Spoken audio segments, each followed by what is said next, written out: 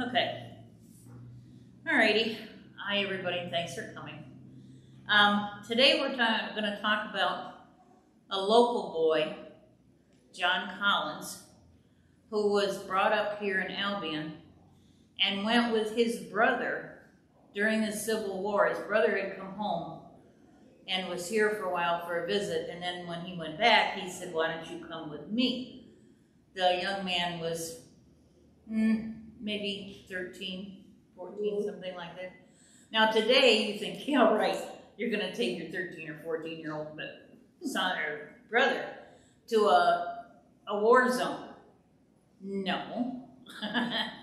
But the older brother was confident that the kid was going to stay with the regiment, you know, so they weren't going to be out in the field. But also during that time period, people would take picnic lunches outside of battlefields. Like up on the hill, they'd have their picnic lunch and watch the battle down below. You know, now what were you thinking? But that was the way things were done back then. The way I got the idea for this was Tim Archer, who works with the high school kids, emailed me and wanted to know about the address for the Collins family in Albion in 1860. They had 9 kids. William and John were at the Lincoln Conspirators hanging in D.C. in 1864. And he wanted to know where this family lived in Albion. So we have a big map that was done in 1857 of the village of Albion hanging in the local history. So I went over there and checked, and the house was on the corner of Temperance and Chamberlain Street. And that family lived there and had 9 children. And this John was about the 3rd one in the family. So it was because Tim Archer asked me a question that I thought, well, what's this all about? This kid shows up in a regiment, and he's only like 13, 14 years old, and he watches 4 people get hung. I gotta find out about this boy. John was born in 1850. So you see, 1865, he's not all that old. 1864, he's 14.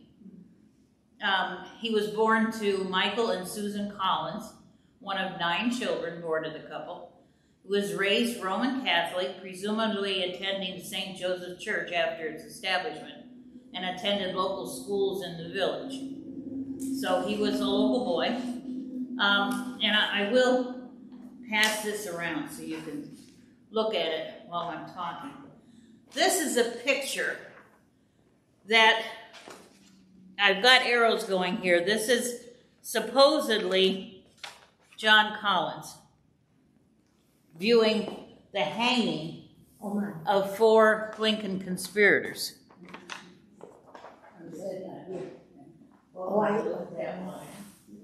Talking.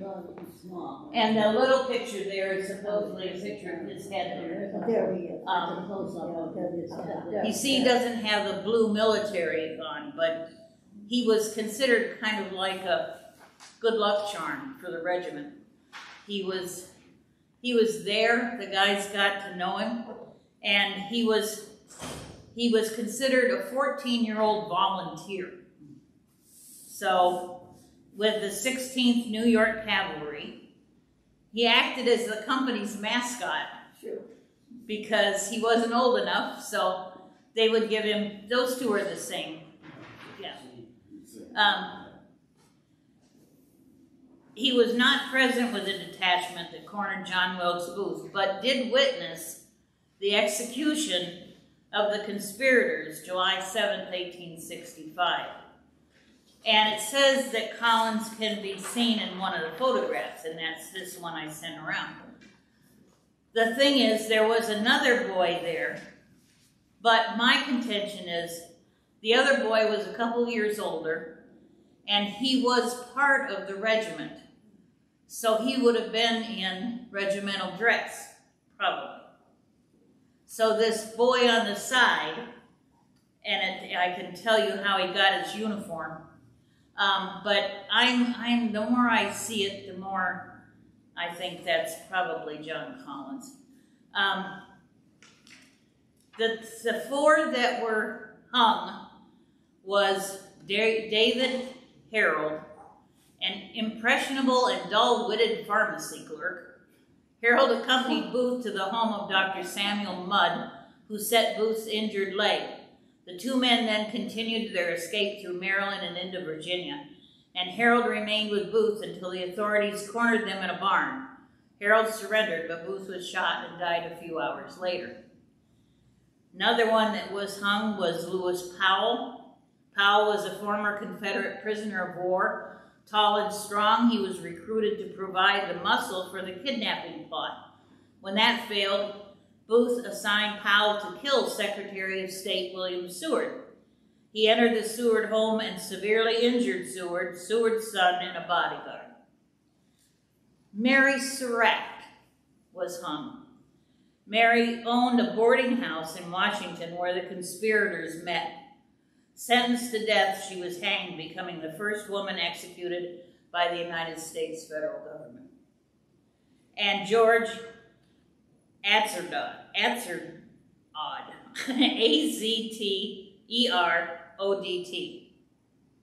I still haven't combined my thoughts on how to pronounce it.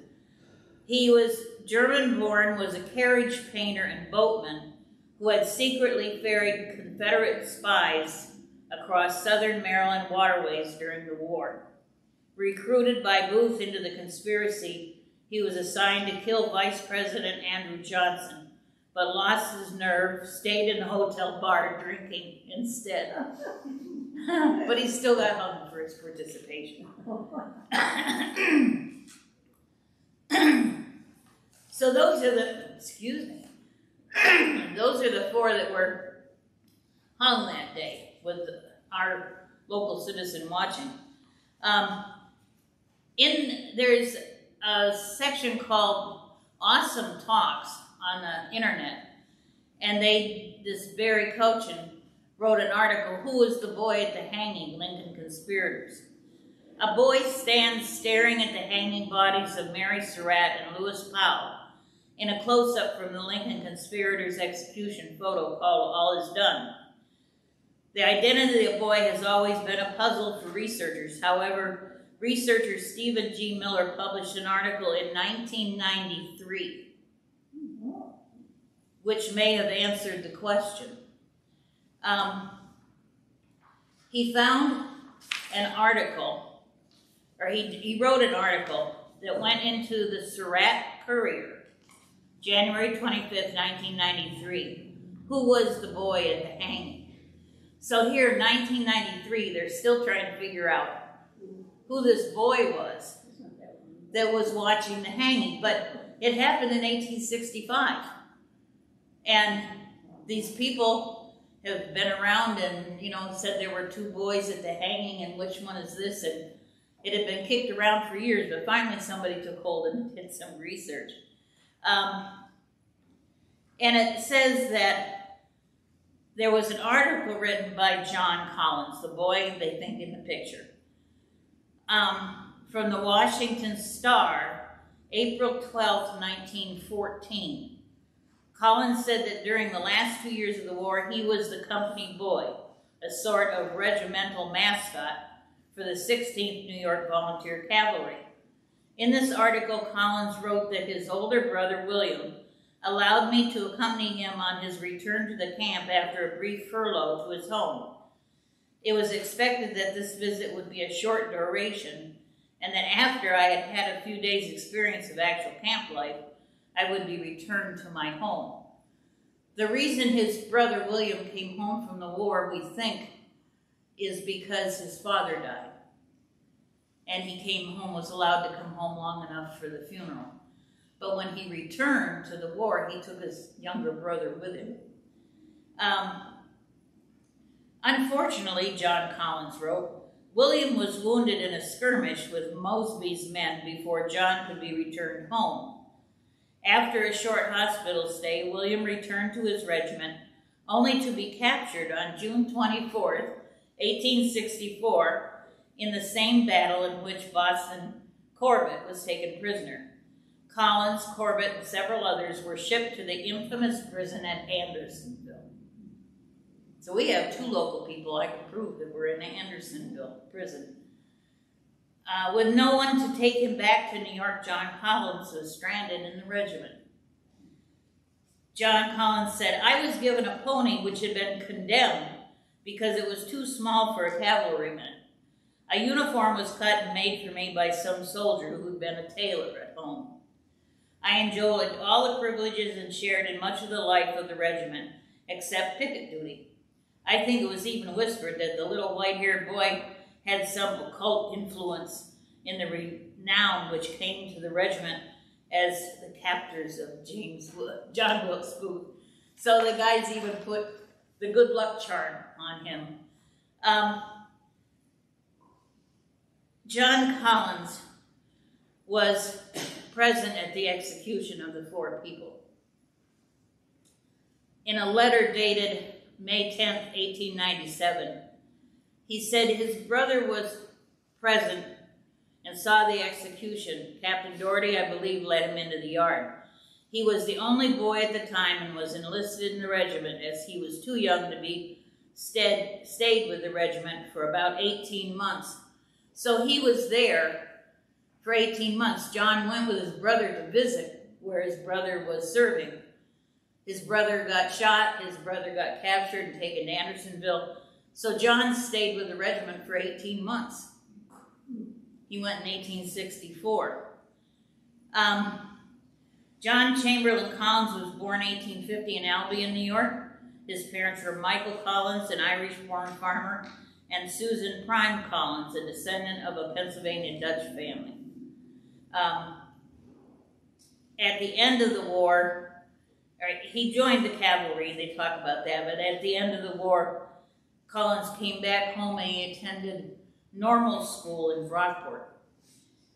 He then moved to New Haven, Connecticut, where he founded the New Haven's Boys Club in 1874. John Collins was a very religious man, very serious. The Army wanted him to enlist and go to school through them, and he said no, he needed to go back home. And the reason he did was he wanted to finish his education, and then he wanted to go to a divinity school, which he did do. This is an excerpt from the Civil War diary of Corporal Jacob Keller. It was from Lancaster County, enlisted as a private, and at the age of 21, that's when he enlisted. After completing his 3-year enlisted, he re-enlisted in service as a corporal in the 2nd Regiment of U.S. Volunteers. While stationed in Washington, D.C. in the summer of 1865, he was one of the soldiers assigned to the military guard unit at the execution of 4 conspirators who assassinated President Lincoln.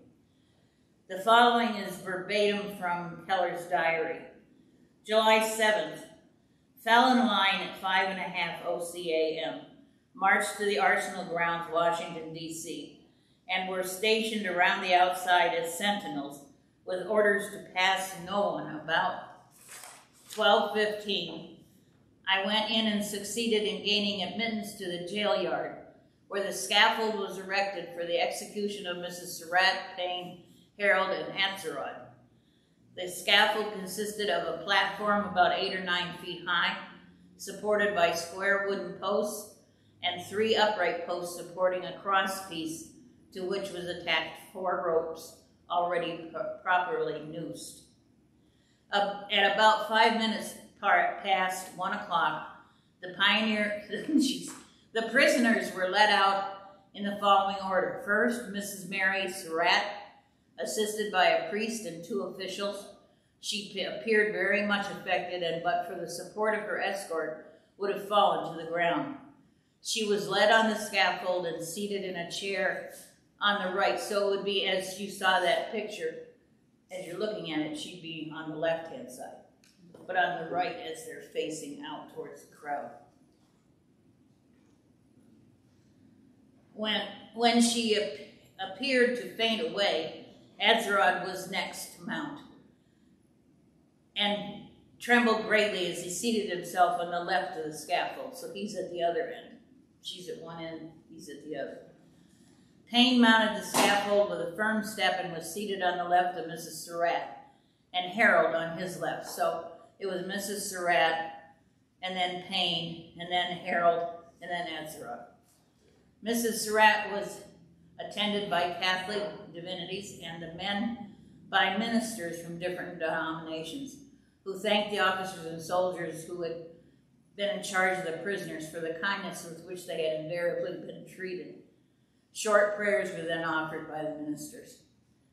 It says Mrs. Surratt was dressed in black with a black bonnet and veil. Payne had dark blue flannel shirt, low-cut neck, and pants of the same color, and a new plaited straw hat.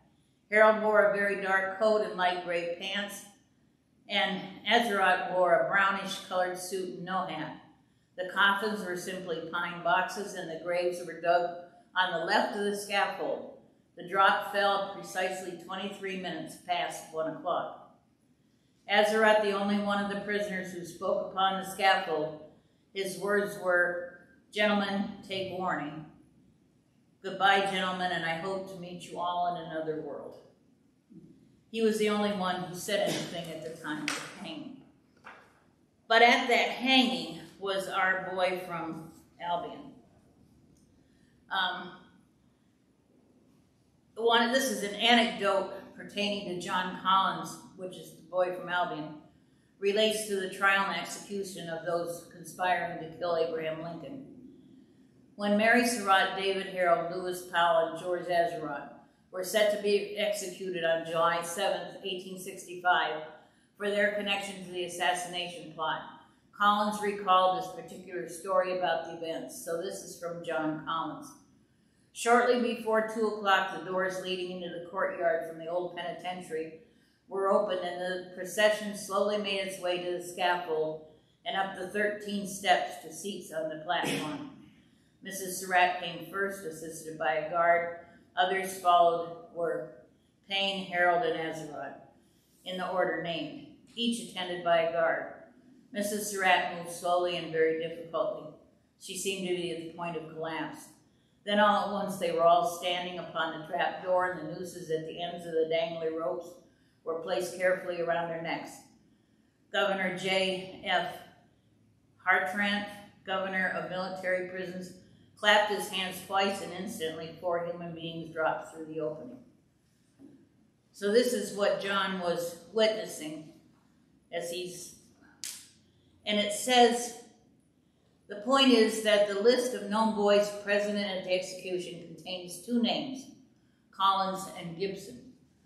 So there was another young man in his teens, but he was the one that actually enlisted and had a uniform on.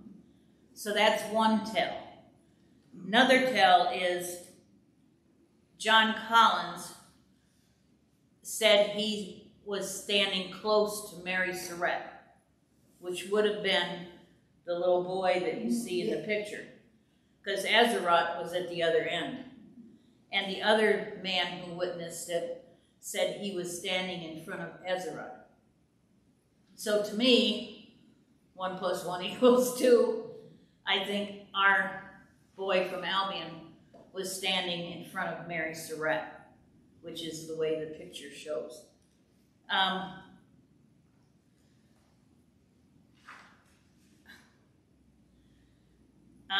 I tell you that there was at least one other boy present.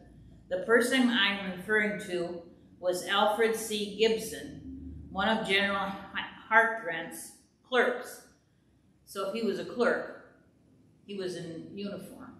At least that's the way I would think about it at that point in time. At the time of the executions, he was probably around 16 years old. So he was a couple years older than John Collins.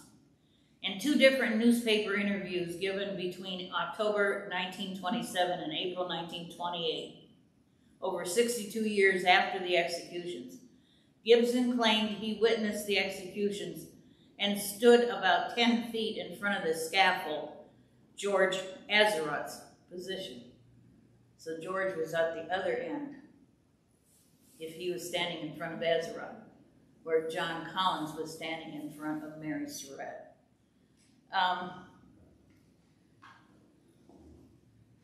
As tempting as it is to suggest that Gibson could have been the boy at the hanging, I personally believe this is not the case.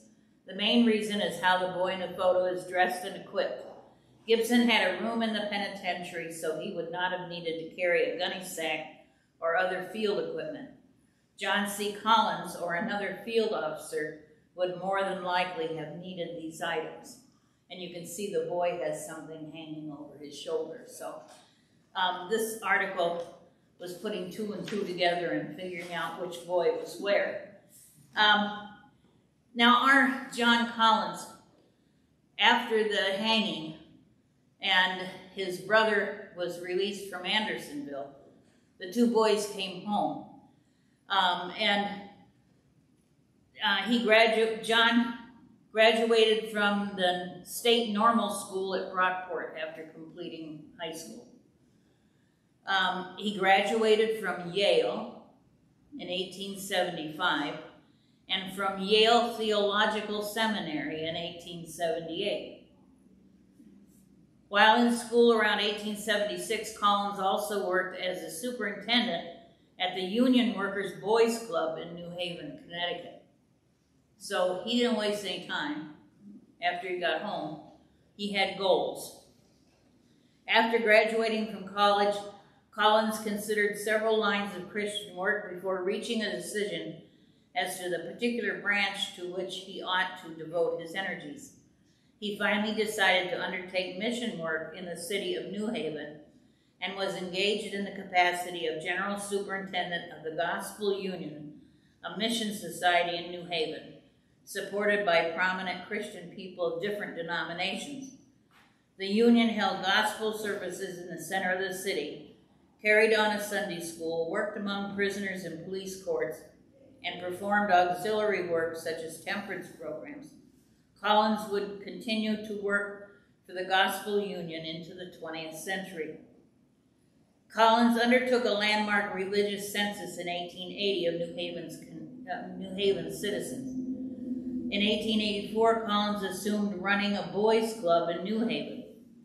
On June 2, 1886, Collins was ordained at the New Haven United Church as a congregational minister. The same month, in connection with Colonel George R. Clark and nationally renowned evangelist Dwight L. Moody of Chicago, Illinois, John C. Collins spoke at the first convention of the Christian workers in the United States and Canada. Collins revealed the results of his New Haven religious census and follow-up work. Reverend Collins was appointed secretary of the committee which was formed after the first Christian Workers Convention. It was called the Committee for Christian Workers in the United States and Canada. This is all what he did after he came home. The total number of boys under the supervision of the Collins work reached perhaps 13,000 by 1891. Although there were several clubs for boys in existence before he started, Reverend John C. Collins effectively promoted and laid the groundwork to spread and permanently establish the Boys Club system, which today is known as the Boys and Girls Clubs of America. Mr. Collins married Fanny M. Smith of Brockport in 1878.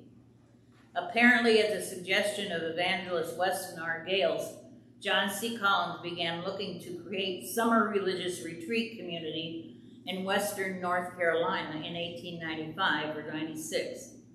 Collins also wanted a health resort for rescue mission workers.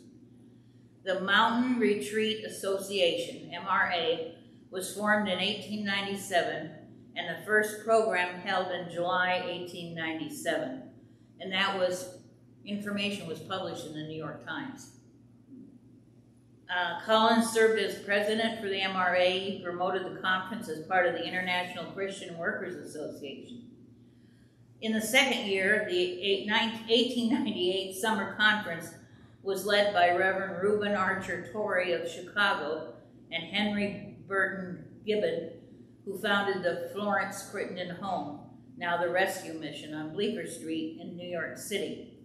The meeting was again promoted by Collins in New York Times and other publications.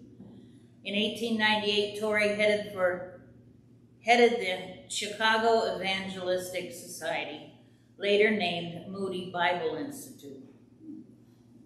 And Gibbon was serving on the faculty of the Bible Normal College in Springfield, Massachusetts. In November 1899, Collins turned over the presidency of the Mountain Retreat Association to John S. Euler, although Collins continued to serve on the MRA Board of Directors. In New England, 53 boys' clubs met in Boston in 1906 and created the Federated Boys Clubs, headquartered in Boston. That same year, 1906, the Friends of Boys Incorporated, established in New Haven. Reverend Collins was named National Secretary, a position he held from 1908 to 1928. The Reverend John Chamber Collins died on August 26, 1928, in New Haven.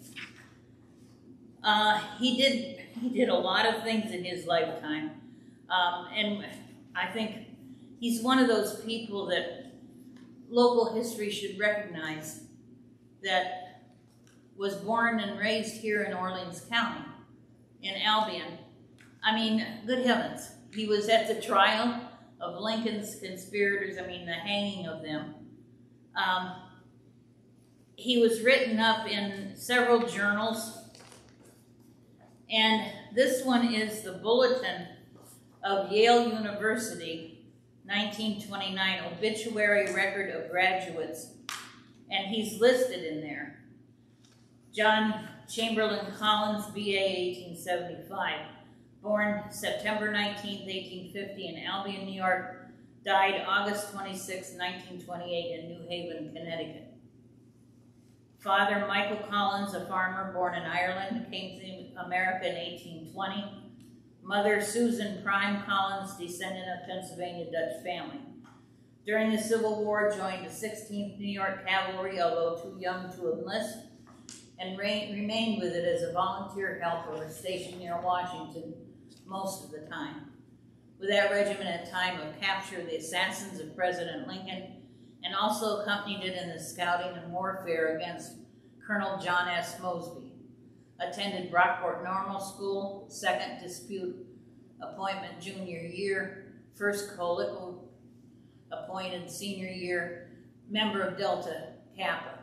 Founder of New Haven's Club in 1874 and in charge of the club 1874 to 77. And it goes on, all his accomplishments. And this is recorded in Yale's New Haven, November 1929 obituary record of graduates.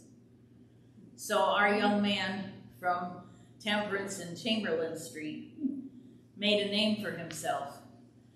Not only as a young boy at those hangings, but on to establish Christian organizations for young people all over the New England area.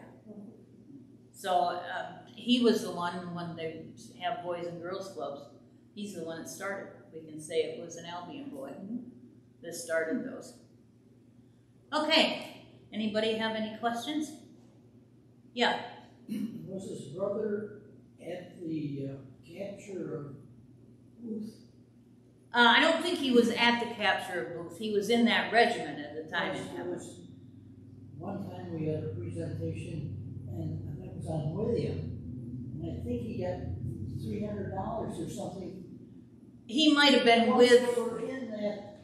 I don't know if he was at the actual capture. Yeah, but they were in that unit. But he might have been in that unit, yeah, which was credited with capturing these people. Financial reward. I guess, taking Booth down. I mean, after all, he did kill the president. And I'm sure it was a very tense time, and that the military was dependent upon to find these people and bring them to justice. Anybody else? They didn't drag things out like we do today. I know, they did not. Assassinated in April, and these conspirators executed in July. Yeah, the first week of July. And the reason I remember that is because that's my anniversary. It's July 7th. Swift justice. Swift justice, absolutely. Yeah. How old was he during the execution? During the execution, well, he's born in 1850. The execution happened in 1865. So he must have been 14, maybe going to be 15. I might have to look at the photo again just because he looks so much smaller. He looks smaller, and that's one bone of contention. But records show there were only 2 boys at that regiment at that time. One enlisted and a little older than John. So that's still a bone of contention. I think of the 2, I mean, he could have been a shorter person. I mean, some boys are short and then they hit a certain time and they go tall. But as far as anything I can find, there were only 2 boys. One was our John and the other one was a teenager that had enlisted. So he would have been, in my way of thinking, and you guys, if you know, but to my way of thinking, he would have been in a military uniform if he enlisted, and he's a couple years older. So I would think the other boy was probably 16 at least, and had enlisted, whereas our John was there because his brother was there, and then got to go to Andersonville, and the unit still kept the boy. I mean, it was kind of a busy time. They couldn't ask somebody else to take him home to Albion. So he waited until his brother got out of Andersonville. So that makes 2 people from Orleans County that we know for sure were in Andersonville. This William Collins, and then Isaac Hawkins, a black man from Medina, was also in Andersonville. Capstick. Yeah, Robert Capstick. He was in Andersonville too. I think so. Yeah. It was one of those associated with your grandmother. Yeah, great-grandmother. Well, as many people as went into the war, it's not surprising that some of the local people were captured at some point and put into Andersonville. Well, back at that time, they didn't have the nutrition that we have today. Oh, no. People were smaller. Yeah, they were. They just genetically, they say, we're a lot taller. Well, for instance, I was watching a baseball game with my husband the other night, and the pitcher was 6'11". I think we've gotten taller. But I was amazed, 6'11" pitcher. Go up to Fort Niagara, the doorways are so small. Yeah, so short. Yeah, if you go into some of these early constructed buildings, the doorways are a lot shorter than they are today. These would be huge. Would take up the whole wall in some of these older houses. Anybody else? Well, thanks for coming and listening. Thank you. You're welcome. You're welcome. It was fun to find out what he did, what he saw, and his feelings about when the floors dropped. He said he couldn't quite watch the whole thing. He had to look away. Probably shaped the rest of his life. Yeah. So I went into the ministry. Well, I think that's another reason he probably went the Christian route. He had that feeling before, and then after viewing